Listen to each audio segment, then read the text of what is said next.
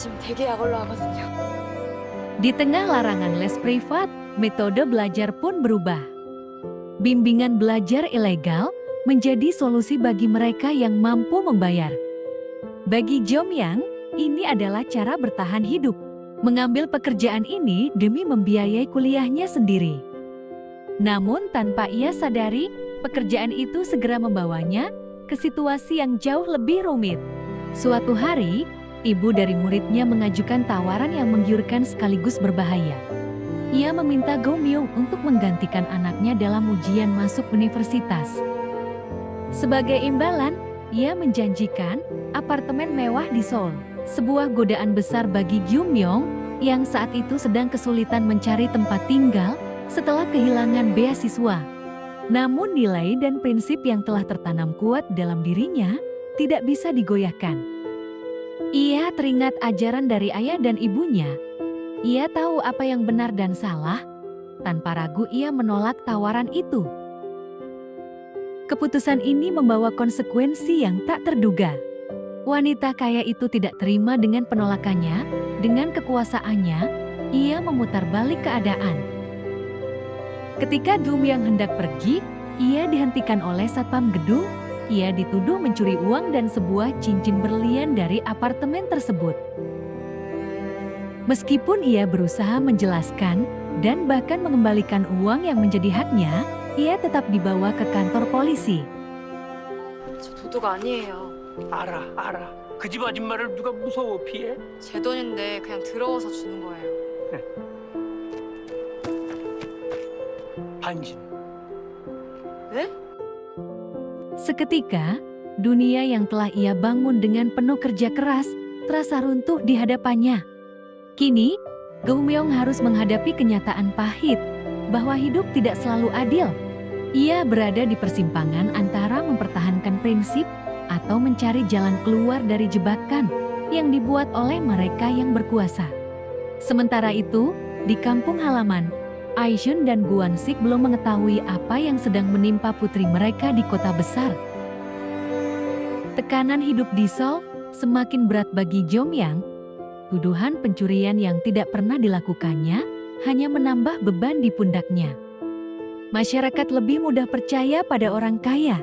Dia tahu posisinya lemah. Seorang mahasiswa miskin yang bekerja secara ilegal sebagai seorang guru les, bagi sebagian orang itu sudah cukup untuk menganggapnya bersalah. Setelah dibebaskan, ia mencoba menghubungi ibunya, tetapi kata-kata terasa sulit keluar. Beban ini bukan sesuatu yang ingin ia bagi. Namun, sebelum sempat berpikir lebih jauh, ia mendapat kabar bahwa ayahnya ada di Seoul. Menunggunya dalam dingin, hanya untuk melihat putri sulungnya. Pertemuan mereka seharusnya menjadi momen yang menghangatkan hati, tetapi Go Myung dipenuhi perasaan yang sulit dijelaskan. Terhadap keadaan, terhadap keterbatasan keluarganya, terhadap dirinya sendiri yang tak bisa memenuhi ekspektasi. Ia merasa seharusnya bisa lebih baik, lebih kuat, lebih berhasil. Ketika akhirnya bertemu, ayahnya tidak banyak bertanya. Dia hanya ingin memastikan putrinya baik-baik saja. Go Myung mendengar ucapan-ucapannya, tetapi pikirannya terus berkecamuk. Ia marah, bukan pada ayahnya, tetapi pada kenyataan bahwa keluarganya masih harus berjuang keras, sementara ia sendiri merasa semakin jauh dari rumah. Ayahnya seperti biasa, mencoba menenangkan dengan caranya sendiri. Dia yakin putrinya akan menemukan jalan keluar, dan jika masalahnya hanya uang sewa, ia akan bekerja lebih keras, menangkap lebih banyak ikan, mengumpulkan uang untuk membantunya. Namun bagi Jomyang, ini bukan sekedar tentang uang, ini tentang beban harapan yang semakin berat. Sebagai anak pertama yang berhasil masuk universitas terbaik, ia merasa harus menjadi sempurna, tanpa gagal, tanpa kesalahan. Dan ketika ia melihat betapa mudahnya orang kaya mendapatkan semua yang mereka inginkan, rasa frustrasi itu semakin dalam. Malam semakin larut. Ketika mereka tiba di terminal bus, mereka duduk bersama, menonton hasil pemilu di layar televisi. Orang-orang bersorak merayakan kemenangan. Tetapi di antara mereka, ada dua orang yang tenggelam dalam pikirannya masing-masing. Geumyong menahan air mata, menyadari bahwa ayahnya telah melakukan perjalanan jauh hanya untuk melihatnya, namun rasa bersalah membuatnya sulit untuk membalas tatapan penuh kasih itu. Saat bus mulai bergerak, ia melihat ayahnya melambaikan tangan dari balik jendela, namun ia ragu untuk membalasnya. Kenangan akan percakapan dengan ibunya terlintas di benaknya tentang bagaimana sang ayah selalu mengasihinya tanpa syarat selama bertahun-tahun. Geumyong terdiam sejenak sebelum akhirnya membalas lambaiannya. Itu hanya momen singkat, tetapi di dalamnya ada begitu banyak perasaan yang tak terucapkan.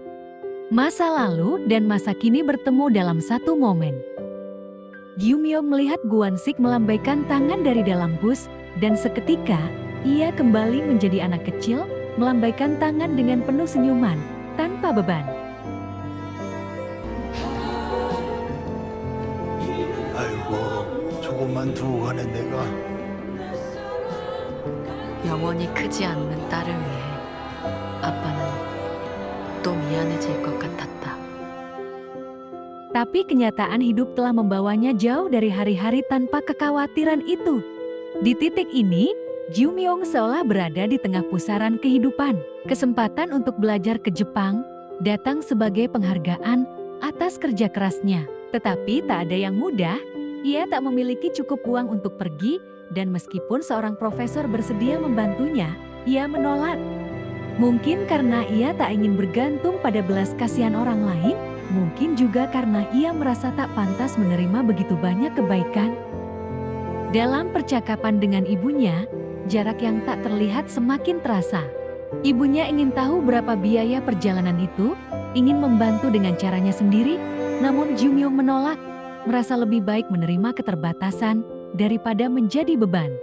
Ironisnya, ia bisa dengan mudah mengucapkan kata-kata manis kepada profesornya, namun sulit untuk berbicara dengan ibunya. Setiap kata terasa lebih sulit, lebih menyakitkan. Tapi seorang ibu selalu menemukan cara. Tanpa ragu orang tuanya memutuskan untuk menjual rumah mereka, pindah ke apartemen kecil, agar putri mereka bisa meraih mimpinya.